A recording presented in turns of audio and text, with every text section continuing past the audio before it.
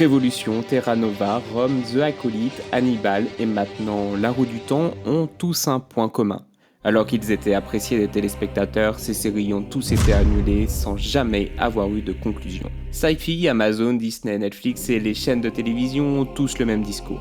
Les séries coûtent trop cher et à la moindre petite perte d'audience, elles ne sont plus rentables d'après eux. Aujourd'hui, quand l'on allume la télé, on ne sait plus si l'on aura une fin à ce que l'on regarde. Le fautif est clairement désigné par les producteurs. Le téléspectateur ne soutient pas l'œuvre. Il n'est pas assez assidu. Pourtant, certains chiffres montrent clairement l'inverse. La saison 3 de La Roue du Temps a été plus regardée que la saison 2. Une augmentation de l'audience, mais la série a tout de même été jugée trop chère. Est-ce vraiment la faute des téléspectateurs au final ? Qui choisit le budget d'une série ? Qui choisit de produire et diffuser une série ? Les coûts de production sont connus bien avant le tournage. Les producteurs peuvent-ils pas informer les scénaristes que ce sera leur dernière saison ? La réponse à toutes ces questions est simple. L'argent. Les producteurs de films ont perdu la passion du 7e art. Est-ce vraiment le seul problème ? Prenons l'exemple de The Acolyte, une série Star Wars annulée après une seule saison. Un budget de 22 millions de dollars par épisode. Une des séries les plus chères jamais créées. Un budget si élevé dès la première saison. Tous ceux qui l'ont regardé seront unanimes. Cette série aurait pu avoir la même qualité avec 2 à 3 fois moins de budget. Les producteurs qui veulent prendre aucun risque en annulant des bonnes séries acclamées par les critiques se retrouvent à balancer des centaines de millions de dollars dans des premières saisons de séries non attendues par le public. Nous avons la preuve que l'argent n'est pas le seul problème, mais c'est la gestion de celui-ci qui est aujourd'hui catastrophique. Ce qui vous intéresse, c'est l'argent. Les grosses plateformes n'arrivent pas à gérer la quantité de séries qu'ils font sortir chaque mois et le seul moyen de s'en sortir et de satisfaire les producteurs et les actionnaires, c'est la rentabilité à tout prix, à défaut de savoir créer des véritables œuvres à la Game of Thrones, Breaking Bad, Prison Break ou Peaky Blinders. L'argent est devenu le nerf de la guerre. Les plateformes de streaming comme Netflix, Disney et Amazon Prime ont accéléré cette méthode d'annulation de séries. Ils produisent une saison sur une série qui pourrait en faire 2 ou 3. Si elle cartonne, tant mieux. Si elle ne fait pas autant d'audience que prévu, elle est tout simplement annulée. Pas de seconde chance. Il n'y a plus aucune prise de risque. Pourtant, certaines séries ont explosé grâce à la prise de risque. Game of Thrones, avec un budget qui augmente de saison en saison jusqu'à atteindre 15 millions de dollars par épisode, qui aurait parié sur une série mettant en scène autant de violence, autant de sexe, pas grand monde. Aujourd'hui, les scénarios et la réalisation sont devenus beaucoup plus plats et lissants, mettant en scène des histoires basiques et les quelques séries qui tentent de casser la roue se retrouvent à être annulées avant même de se faire connaître du grand public. Les séries coûtent trop cher, pourtant ce n'est pas celles qui sont le plus chères qui ont le mieux marché. L'argent est clairement jeté par la fenêtre. Aujourd'hui, il y a bien trop de séries produites sur les plateformes. Rien qu'en juin, sur Netflix, nous en sommes à 16 nouvelles ou suites qui sortent. La production de masse est aujourd'hui préférée à la qualité. Mais à défaut d'avoir de très bonnes séries qui ont des suites, les téléspectateurs choisissent un nouveau mode de consommation où ils sont sûrs d'avoir un début, un milieu et une fin regardable et tout ça en un week-end. Les mini-séries. Entre 6 et 10 épisodes, entre 6 et 10 heures de visionnage, elles sont suffisamment longues pour développer les personnages et l'univers, mais suffisamment courtes pour pouvoir la dévorer en un week-end. Les mini-séries vont à l'essentiel. Pas d'histoire secondaire pour allonger les épisodes, pas de dialogue inutile ou de personnages tertiaires à développer, elle se concentre sur un protagoniste ou une catastrophe. Le jeu de la dame sur Elizabeth Harmon, Ratched sur Mildred Ratched, Tchernobyl sur la catastrophe de Tchernobyl et dernièrement La Palma sur la catastrophe de La Palma. Une histoire, une saison et c'est tout. Le concept de la mini-série a réellement commencé en France dans les années 80 avec Shogun, une histoire basée sur la découverte du Japon par les Anglais. Les téléfilms sont également un dérivé de la mini-série, 60 à 80 minutes, pas plus. On va à l'essentiel. Je m'avoue coupable. J'ai déjà passé toute une après-midi devant les 2 films de Noël sur M6 un dimanche. Cette façon de consommer la télévision existe depuis déjà un long moment, mais c'est réellement à partir de l'arrivée de Netflix que ce concept arrive à son prime. Les mini-séries séduisent les téléspectateurs comme les plateformes de streaming, tout le monde y trouve son compte. Mais qu'est-ce qui fait leur force ? Le binge-watching, c'est le nom utilisé pour définir le fait d'enchaîner les épisodes sur une seule journée. Assis sur un canapé, les heures défilent et on lance un autre puis un autre jusqu'à ce que ce soit fini ou qu'on soit fatigué. Qui n'a jamais fait un marathon Harry Potter, un marathon Seigneur des Anneaux ou Star Wars pour les films? Qui n'a jamais regardé une saison entière en 1 ou 2 jours? Buffy contre les vampires, Breaking Bad, Walking Dead, Game of Thrones, pour ne citer que, sont des séries qu'on a tous enchaînées dans notre lit, chacun possédant entre 10 et 20 heures de visionnage. Notre week-end était bien occupé, peut-être même un peu trop. Netflix a révolutionné la façon de consommer nos épisodes grâce à ses mini-séries. 7 heures de visionnage pour Le Jeu de la Dame, 7 heures également pour La Chute de la Maison Usher, 6 heures pour Zero Day, et enfin 5 heures pour Mon Petit Renne. Aujourd'hui, il est devenu bien plus facile de faire du binge-watching avec environ 6-7 heures de contenu qu'avec les 10 ou 20 heures de contenu que nous proposaient les anciennes séries. Un début, un milieu et une fin. 6 à 8 épisodes, pas de suite, pas d'attente pour avoir la fin. Tous ces critères font le succès des mini-séries. Ce format ne séduit pas que les téléspectateurs, il séduit également les plateformes de streaming. Elles ne comptent que quelques épisodes et à peine 7 heures de visionnage, il n'y a pas besoin de faire de suite et pas besoin d'engagement de l'abonné. Toutes les qualités requises pour que ce soit rentable. Revenons à notre sujet principal qui était la rentabilité des séries sur les plateformes de streaming et leurs conséquences. L'argent est le nerf de la guerre et dès qu'une série n'est plus suffisamment regardée ou qu'elle coûte trop cher, elle est annulée en un clin d'œil. Pas de retour possible en arrière. Netflix, Disney et Amazon ne veulent plus prendre de risques et les mini-séries n'en possèdent que très peu. Elles ne coûtent pas cher à produire, souvent basées sur une enquête, Zero Day, sur une histoire vraie, Le Jeu de la Dame, ou sur une catastrophe, La Palma. Elles ont besoin de très peu d'effets spéciaux. Surtout que le spectateur ne s'attend pas à voir une série grandiose. Les attentes sont plus petites que sur un épisode de Game of Thrones. Il n'y a donc pas besoin de décors incroyables. D'ailleurs, elles sont souvent tournées dans un réel décor. Les effets spéciaux sont également moins précis. Il suffit juste d'être le plus simple possible pour que ça fasse vrai. La série La Palma est un excellent exemple. Des effets spéciaux simples et efficaces sans que ça soit incroyable, mais juste ce qu'il faut pour que ça fasse vrai.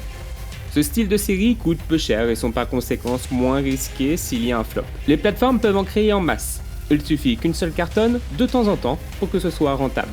Le fait que ces épisodes se consomment rapidement, souvent en un week-end, permet aux spectateurs d'en consommer 3 et 4 par mois. Le client a toujours quelque chose à regarder, il restera abonné et satisfait. Les mini-séries réussissent même à attirer des grands acteurs.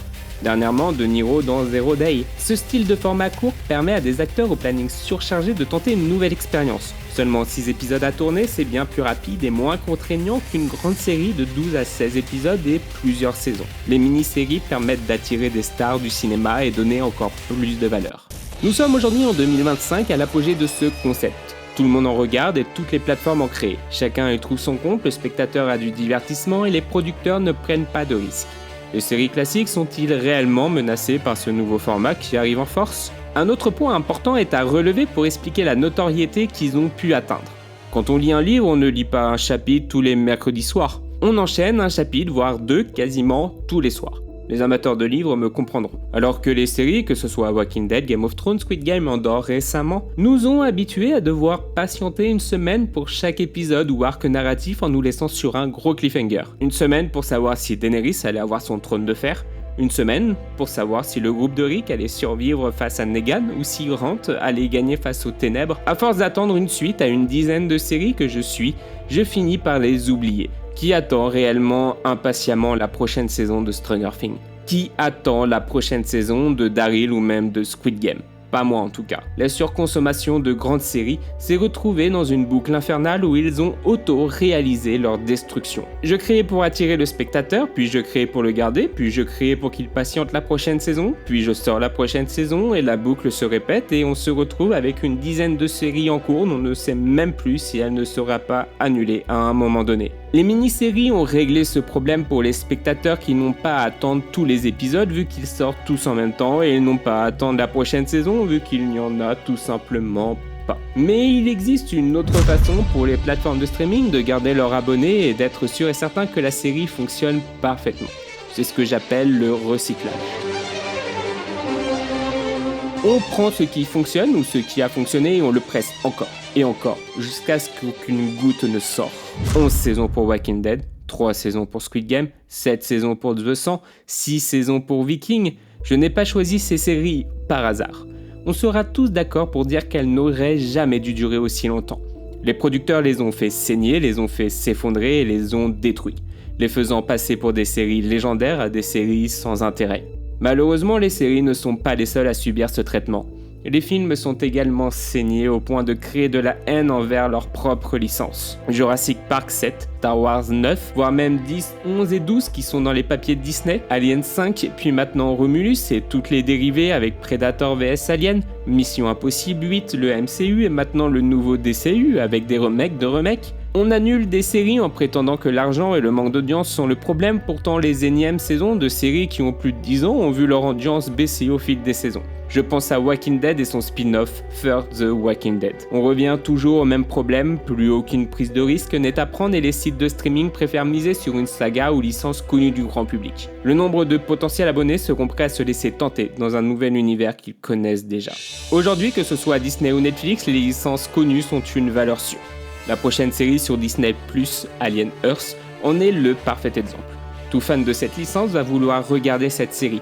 Elle n'aura donc pas de publicité, pas besoin de faire ses preuves, les spectateurs la regarderont et lui laisseront plus de chances qu'une nouvelle épopée de science-fiction qui aura tout à prouver de son univers. Les spin-offs de Walking Dead sur Paramount+, sont un parfait exemple. Tout le monde voulait voir la suite de Daryl et encore plus en France.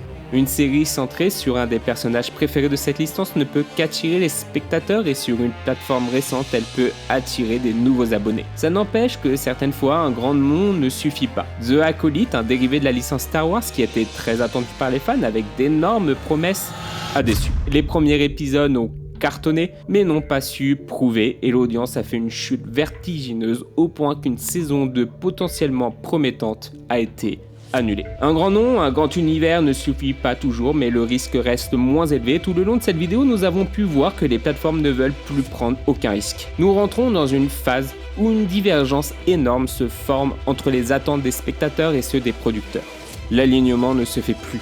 L'un cherche à faire du fanservice, à ne plus prendre de risques en proposant des suites et des spin-offs de ce qui a fonctionné.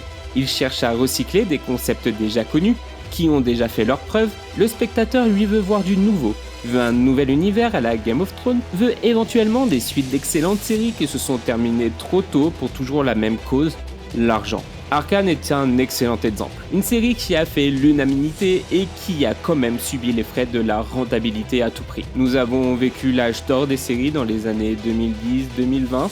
Cette décennie semble s'éloigner petit à petit. Chaque série qui sort nous déçoit encore. Est-ce nous, téléspectateurs, qui sommes trop exigeants en cherchant absolument à que chaque épisode soit un chef-d'œuvre? Est-ce les scénaristes qui ont du mal à se renouveler, à créer de nouveaux concepts, une nouvelle vision? Ou est-ce les producteurs qui cherchent à maximiser leur argent quitte à détruire le 7e art? La critique est devenue facile et certaines personnes aiment descendre et détruire toute nouvelle franchise qui essaie de faire sa place dans ce monde très concurrentiel. Peut-on aussi leur en vouloir en sachant que les scénarios se répètent, en reprenant la même chose, même en changeant quelques paramètres pour que ce ne soit pas du copier-coller? Chacun a ses torts et si l'on veut que le 7e art survive à cette décennie qui normalise l'annulation de séries, il faut que nous, spectateurs, montrons aux producteurs et aux scénaristes que le risque paye. Cependant, dans cette collection de saisons inutiles, de scénarios répétitifs, de recyclage de séries et de production sans risque, certains réalisateurs, certains producteurs tentent encore de faire régner l'espoir. 2021, Arcane sort sur Netflix. Une série d'animation basée sur l'univers de League of Legends. Sur le papier, rien d'autre qu'un énième dessin animé basé sur un jeu vidéo. Et pourtant.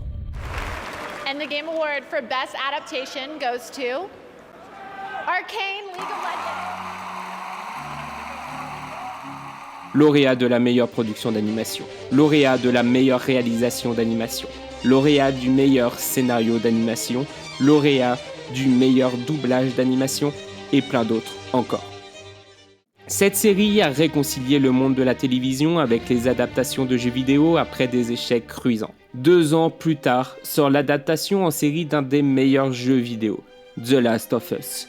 Et l'année d'après sort probablement une des meilleures adaptations en live-action du jeu vidéo, Fallout. Après les réussites énormes et les succès qu'a engendré ces concepts, les producteurs s'emparent de ces phénomènes et sont prêts à mettre des sommes considérables dans les productions. La première saison de Fallout a osé. Elle est violente, elle est gore, elle ne se retient pas, elle n'est pas là pour convenir à tout le monde, elle n'est pas lisse, Elle représente l'univers dans lequel elle s'est basée. Malgré tout, elle a su convaincre même les personnes qui ne connaissaient pas l'univers post-apocalyptique de Fallout. Cette nouvelle décennie 2020 n'est pas à jeter, et certaines séries deviendront des classiques. Certaines séries pour leur monde réaliste et violente, d'autres pour la qualité de leur animation et leur scénario bouleversant, et d'autres encore pour leur idée originale. Severance fait partie de ces séries aux idées originales. Imaginez qu'on vous propose une opération chirurgicale qui vous permet de séparer votre vie professionnelle et votre vie personnelle. On retrouve un équilibre parfait. Une fois passé la porte de l'entreprise, pas de stress à la maison. Et on ne ramène pas ses problèmes au travail. La personnalité au travail va-t-elle continuer à accepter de ne vivre que pour l'autre ? Un scénario inventif, prenant et intelligent qui fait poser énormément de questions. L'avenir des séries paraît encore incertain, même si on peut espérer qu'avec l'arrivée des mini-séries, que les annulations se raréfient et que l'écran moyen soit concentré dans des séries originales ou des séries d'adaptation qui tentent et qui innovent. Le 7e art, noyé entre séries sans prise de risque, séries recyclées et mini-séries, arrive, lorsque l'on s'y attend plus, à nous sortir des chefs-d'œuvre. Noyée dans la masse, elle apparaît comme de l'espoir. L'espoir que dans le monde du cinéma, il reste encore des passionnés. Des réalisateurs qui expriment tout leur génie dans un plan incroyable, toute leur haine dans une scène bouleversante, tout l'espoir dans un sacrifice déchirant, et tout l'amour dans des retrouvailles émouvantes. L'argent est bel et bien le nerf de la guerre, mais quand producteurs, réalisateurs et spectateurs œuvrent dans un bien commun, à l'unisson pour soutenir ce qui doit être soutenu, des œuvres d'art apparaissent.